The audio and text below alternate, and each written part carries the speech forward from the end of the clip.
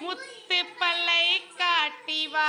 முருங்கை மலர் பறிக்க முயல் போல தாவி வா.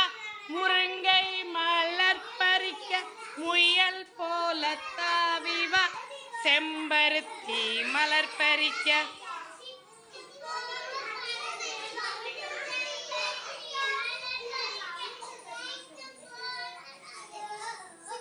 ரோஜா மலர் பறிக்க நேரு போல நடந்து வா. ரோஜா மல்லிகை மலர் பறிக்க மான் போல துள்ளி வா. மான் போல துள்ளி வா. மான் போல துள்ளி வா. கிளாப் பண்ணுங்க எல்லாரும்.